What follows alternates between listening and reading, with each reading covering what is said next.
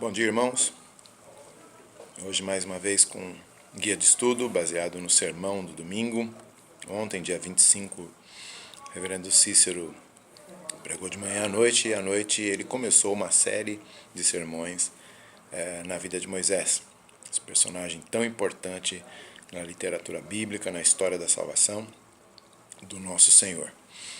E eu não sei ainda, né, quais outras áreas da vida de Moisés ele vai tratar nos próximos domingos, veremos.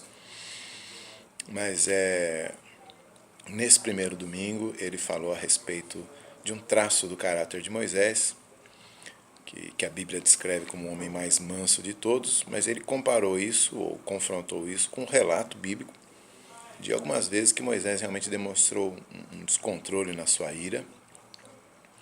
E ele chegou à conclusão, então ele chegou à conclusão que Moisés aprendeu a mansidão. Né? Quando diz lá que ele era o homem mais manso, já era no final da vida. Era uma conclusão a respeito do final da sua vida, quando ele já tinha aprendido a mansidão. O que nos anima, né? Então significa que a gente também pode aprender. Mas os episódios, então, da vida de Moisés que trazem um destaque aí para a sua falta de mansidão, para a sua ira, os dois mais clássicos são Êxodo 32:19, no qual ele desce do monte, vê que o povo o seu povo idolatrando ali numa festa pagã, e quebra então as tábuas da lei. A Bíblia não traz uma condenação desse ato, né? Deus vai lá e conserta tudo, dando novas tábuas da lei, mas também não traz nenhum elogio. Não havia uma ordem de Deus dizendo agora quebra isso aí para mostrar para eles quem é que manda. E já o segundo, lá em Números 20:11, quando ele então, debaixo da murmuração toda do povo, né, por água, Deus ordena que ele fale a uma pedra para que a glória de Deus se manifestasse ali, né? E ele vai e bate na pedra. Então, como se ele estivesse tomando para si, né, a vindicação ali do que é certo, de mostrar para o povo quem é que manda, né, para usar a expressão. E ele então, dessa vez, ele realmente é repreendido, porque essa é a causa dele não poder entrar na Terra Prometida já na sua velhice, né, por ter batido com ira naquela pedra, para que dali viesse água. E então nós vamos então hoje falar sobre a ira, né, um estudo sobre a ira. Tenho certeza que vai ser importante, porque esse é um pecado que nós todos caímos nele, né, assim como a ansiedade. É um daqueles pecados que a gente comete e dificilmente a gente se arrepende na medida certa e percebe como um pecado. A gente acaba arranjando desculpas do tipo, eu sou assim mesmo, sou explosivo, mas depois eu me desculpo. As pessoas sabem que eu falo isso só na hora que eu estou de cabeça cheia. Também com o trânsito que está essa cidade, a gente chega cansado em casa mesmo, né? E assim, fora, né? Ah, mas foi a pessoa que me provocou, né? Pisou no meu carro e fora. Então, a gente sempre tem uma desculpa para a ira e acaba não vendo ela como pecado, e não vendo como pecado a gente não se arrepende. Se a gente não se arrepende, Deus não nos trata e nós nunca chegaremos àquela mansidão que Moisés chegou se nós não formos tratados pelo Senhor. Então, esse é o alerta, né? E aí o reverendo Cícero destacou algumas questões sobre a ira, eu vou destacar outras aqui. Ele falou que a ira se dirige para o outro, sempre responsabilizando os outros, né? Então, a culpa é sempre do outro. Por exemplo, eu fui injustiçado pelo outro, né? Eu merecia e não recebi o que eu merecia, então a culpa é do outro. Muita autopiedade, né? A ira sempre está ligada à autopiedade, o reverendo Cícero falou, né? Então é sempre os outros contra mim, eu sou um pobrezinho que reagi, mas, né, não sou culpado pela minha reação, porque o culpado são os outros que foram injustos comigo. Então a ira é assim, ela se dirige contra o outro, ela é egocêntrica, né? O mundo gira em torno do eu, né? Eu é que fui injustiçado e eu é que reagi na medida certa porque o outro é que está errado. A ira está muito ligada a esse requerimento de reconhecimento, né? Essa satisfação com elogios, né? Então, se eles não vêm, a ira se acende. A ira tende a ignorar a presença da graça na vida dos outros, né? Então, Deus pode ser gracioso com você, mas eu não vou ser não. Eu estou em ira e eu vou detonar, né? Vou arrebentar com você porque eu fui injustiçado. E a Bíblia é clara, né? A Bíblia é proibitiva contra a ira, né? Sempre. Gálatas 5 faz lá a lista das obras da carne, a ira está lá. Efésios 4:31 também fala contra a ira. Colossenses 3:8, né? Tudo faz parte daquele velho homem que tem que ser abandonado. A ira ela não se coaduna com a justiça divina, né? Lá em Tiago, né, capítulo 1, versículo 19 e 20, fala a respeito da ira que não produz a justiça divina. A ira divina produz justiça, mas a ira humana não produz justiça divina. Geralmente ela produz mais injustiça e mais pecado ainda, né? Ou se você alguma vez já falou o que não devia na hora que estava de cabeça cheia, você sabe o buraco que você se meteu e o problema que você acabou causando depois, né? Então, esses textos todos nos falam a respeito da ira como algo maligno. E a gente fica pensando, por que é que a nossa ira é maligna e pecaminosa, mas a Bíblia diz que Deus se ira, né? Jesus se irou contra homens de coração duro, né? Marcos 3:5 fala a respeito disso. E também contra homens blasfemos, lá em Marcos 11, né?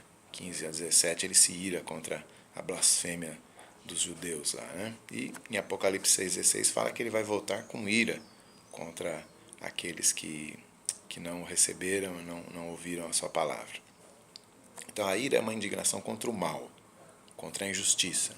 Isso é perfeito, é correto. Deus nos capacitou a nos irarmos contra o mal. Imagina se nós ouvíssemos os desmandos dos nossos políticos, ou ouvíssemos da violência nas nossas cidades, ou da situação, né, que nosso país vive em tantos aspectos sociais, e ficássemos acomodados com isso, né, como muitas vezes ficamos, e não nos levantássemos contra isso. A ira é necessária. O problema então da ira é o seguinte: a nossa ira ela se reveste de hipocrisia, porque nós nos indignamos contra o mal e nesse momento nós esquecemos que o mal também está em nós. Então muitas vezes nós nos indignamos como se nós fôssemos incapazes de fazer aquilo que fizeram contra nós, o que nós estamos vendo sendo feito. A nossa ira é desproporcional, porque ela vem revestida de hipocrisia. Ela também é indevida porque ela se reveste de ignorância. Nós não conhecemos todos os fatos, né? Nós julgamos muito rapidamente. Nós temos um julgamento muito parcial e superficial das coisas. Então a gente deduz, isso aqui é uma injustiça enorme, e nos iramos e falamos e tal, mas se a gente tivesse parado para perguntar, a gente talvez tivesse descoberto que não é bem assim que as coisas são. Já falei do egocentrismo, né? O reverendo Cícero falou do egocentrismo da ira, né? Que mede tudo a partir de si mesmo. Às vezes a injustiça é feita contra o vizinho, eu acho só ruim, mas se é feita contra mim, eu acho horroroso. Tá? Não é a justiça que me guia, sou eu mesmo que me guio, né? Meu egocentrismo que me guia. A nossa ira é cheia de parcialidade, né? Muitas vezes, se é alguém que eu não gosto que faz alguma coisa, né? O Lula vai lá e aumenta os impostos, eu acho um absurdo, mas se o Fernando Henrique aumentou os impostos, eu acho tudo certo, né? Então, a nossa ira tem essas parcialidades, né? Esse partidarismo que a mancha e macula, por isso que ela não é igual a de Deus. A nossa ira também é muito cheia de desequilíbrios, né? Então, eu estou cansado e estressado, eu me iro e me indigno contra uma coisa que na verdade, né, meu filho faz hoje, né? Mas ontem ele fez a mesma coisa, como eu estava relaxado, estava tranquilo, estava de barriguinha cheia, descansado, não me irei. Então a nossa ira é sempre muito egocêntrica e desequilibrada, e parcial, ignorante, hipócrita. Por isso é que a Bíblia não nos recomenda, né, a ira. Então, pelo menos esses itens. Bom, esse é um tema muito prático em si mesmo, né? Você pode começar o seu estudo, por exemplo, perguntando para o seu pessoal, fazendo uma pequena pesquisa de opinião, né? por exemplo, dando ali uma escala, né, para cada um responder. Olha, de 0 a 5, quantas vezes o quanto você costuma ser tomado pela ira, né? Sendo 5, o tempo todo eu sou dominado pela ira, e sendo 1, dificilmente eu sou dominado pela minha ira. E deixa o pessoal tentar ser um pouco sincero ali, né? Cada um dando uma nota para si mesmo. E talvez uma outra pergunta interessante é: em que situações você costuma ficar mais irado? Né? Às vezes a gente fica irado, já que a definição é a indignação contra a injustiça, às vezes a gente fica indignado quando não recebe aquilo que a gente merecia, a gente fica indignado quando a gente não quando a gente vê alguém ser maltratado, a gente fica indignado quando as coisas dão errado, né? Então, bom, agora é interessante, né, perceber que muitas vezes a ira ela não é explosiva. Há uma ira guardada, né, que se transforma em raiz de amargura. É ira também, não muda em nada do ponto de vista de Deus, mas na prática ela muda. A ira explosiva é aquela que bateu, levou, pá! Ela é muito mais fácil de identificar. Mas há uma outra ira que muitas vezes o crente tem e ele ainda se engana pensando que aquilo é mansidão. Não é. É apenas uma ira amarga, uma ira que vai cozinhando assim em banho-maria a vida, mas que chega uma hora ela vai e se mostra. Às vezes ela se mostra explodindo, né? Então, aquela pessoa que você só esbarrou nela e ela vem com um caminhão em cima de você, porque na verdade ela está acumulando desde a vez que você pisou no calo, da vez que você pisou no pé, outra vez você empurrou, uma outra vez você entrou na frente dela na fila, um dia que ela bagunçou seu cabelo, outro dia que ela não te deu bom dia, ela acumulou tudo aquilo e agora ela despeja tudo em cima de você. Né? Entre casais é muito comum acontecer isso. Né? Você começa uma briga e você dali a pouco está discutindo coisas de um ano atrás, porque elas ficaram lá fermentando, cozinhando, né? No fogo baixo. E isso é ira pecaminosa, tanto quanto aquela explosiva. Né? Então é importante destacar isso para o seu pessoal aí. Gente, antes de vocês responderem, ou talvez depois que eles responderem, né, alguns que responderam que quase nunca são dominados pela ira, aí você diz: então, gente, agora eu queria que vocês prestassem atenção no seguinte: tem um outro tipo de ira aqui. Porque possivelmente aqueles que marcaram que não são dominados pela ira são dominados por esse outro tipo de ira, essa ira que eu chamei de banho-maria, né, que vai cozinhando, que é aquela ira que faz a gente ter a pressão alta, né, taquicardia, estresse, depressão, né, é fruto da ira isso aí. Vai ali, vai cozinhando, você fica ali com aquela angústia, engolindo. Qual é a solução? Perdão. Perdão. Se você não perdoa, mas engole, isso é ira do mesmo jeito. Né?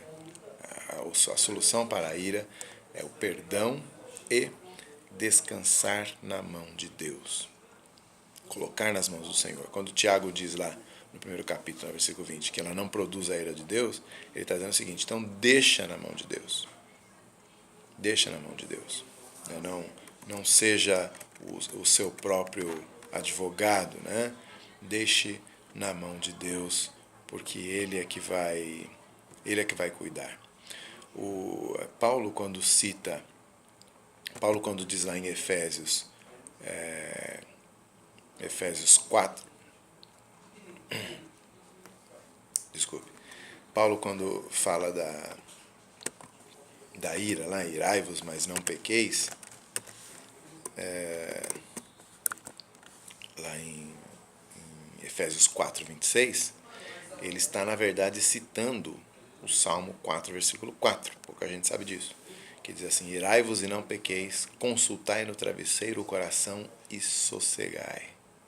Né? Sossegai. Ele fala de outro jeito, ele diz: irai-vos e não pequeis, não se põe o sol sobre a vossa ira, ou seja, né, não permita que você vá para a cama com aquilo, deixe isso na mão de Deus. Né? Essa é a ideia. Né? Num outro texto, ele fala a respeito de dar lugar à ira. Né? Romanos 12, 19. Não vos vingueis a vós mesmos, amados, isso é a ira, né? Vai lá e faz a justiça, mas dai lugar à ira. E aí, claro, ele não está falando da ira humana, ele está dizendo, dai lugar à ira, porque está escrito, a mim pertence a vingança, eu é que retribuirei, diz o Senhor. Então, a solução para a ira são duas coisas, perdão e soberania de Deus. Entrega na mão do Senhor, perdoa e deixa Deus cuidar. Deus muitas vezes vai fazer a justiça, mas saiba disso. Muitas vezes Deus vai usar de misericórdia contra aquele que te atingiu. Do mesmo jeito que ele usou de misericórdia com você. Não peça a Deus para ser justo com alguém, sendo que você não gostaria que ele fosse justo com você. Esse é o ponto. Bom, tenho certeza que vai ser um estudo muito bom. Esse é um pecado repetício, né? Subrepetício, que sempre vem entrando aí na nossa vida, no nosso caráter, quer seja a ira explosiva, quer seja aquela ira guardada. E é importante que ele seja cavado, aí, tirado para fora, para que a gente possa se arrepender e aprender a depender da justiça e da misericórdia do Senhor. Isso é importante, tá? Não permita que seus colegas aí de comunhão saiam do encontro pensando, então o negócio é esperar em Deus, que Deus vai meter um raio na cabeça de quem me atingiu. Não, isso não é bíblico. Isso é demoníaco e carnal. O cristão, ele espera muito que o Senhor venha com graça e misericórdia, a mesma graça e misericórdia que ele recebeu, sobre a vida dos outros também. Deus abençoe, boa semana, bom estudo.